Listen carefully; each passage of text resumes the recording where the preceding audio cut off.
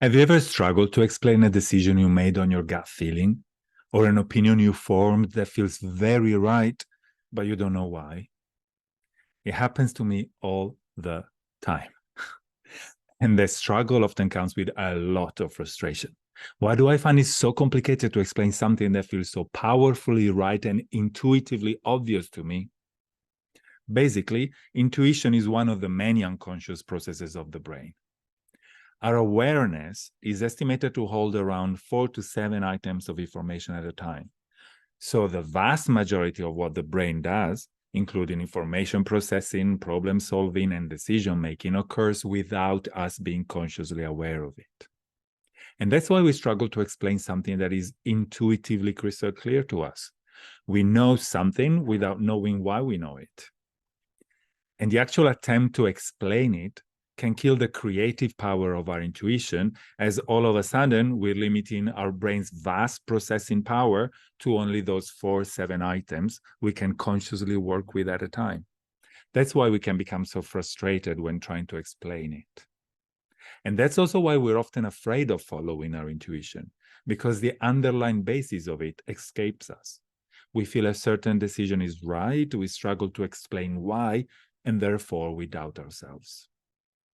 In my work, I often hear people saying, I'd love to be able to listen to my intuition more.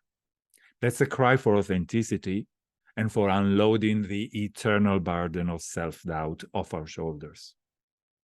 Unfortunately, there's also a dark side to our intuition. So beware of anyone encouraging you to just follow it blindly. The good news, though, is that you can test and also retrain your intuition.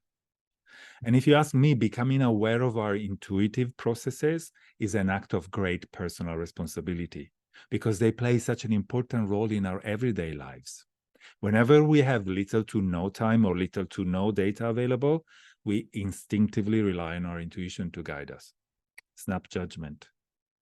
For example, very early in our lives, we develop our personal narrative about who's a good person, who gives us cuddles and security, and who's a bad person, whom we're scared of and want to avoid. And we often carry that same narrative with us for the rest of our lives, often unconsciously. That's why we're immediately drawn to some people while we're instinctively alarmed by others. With little time or data, we use our intuition to make a snap judgment about a new acquaintance. In short, intuition is the voice of knowledge and experience that is so ancient or deeply established that is buried in our unconscious. If you're a subject expert on something, you can generally rely on your intuition. A rare book expert can immediately tell a valuable book from a fraud without even being able to explain exactly why. An expert chef intuitively knows which ingredients go well together.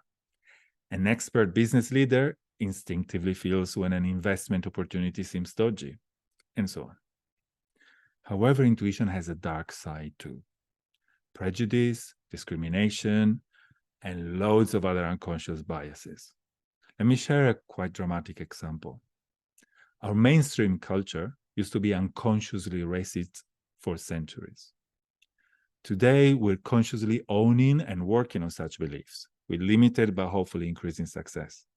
However, if you're white and my age or a bit younger, you're bound to have some racist unconscious bias hidden deep inside you. Even clearly non-racist police are more likely to kill Black people because in moments of danger, we all resort to our most ancient beliefs. Our current conscious attitudes may be 100% non-racist and inclusive, but our most ancient unconscious beliefs are flawed. That's why we need to observe our actual behaviors, not our conscious values. Let me repeat it. That's why we need to observe our actual behaviors, not our conscious values. Our stated conscious values may be totally incompatible with our unconscious attitudes.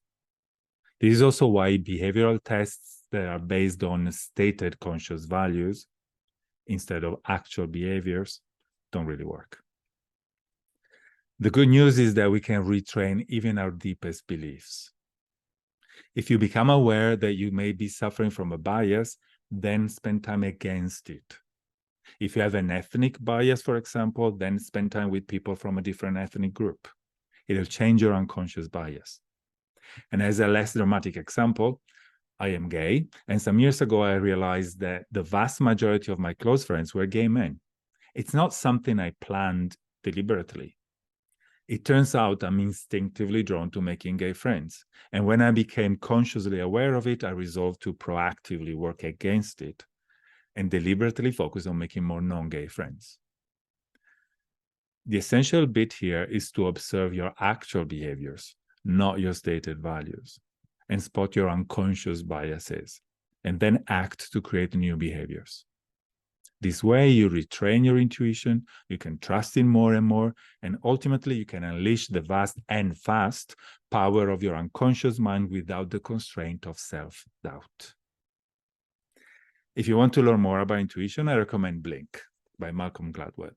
It's a good book, and several concepts in this blog came from it. Thank you.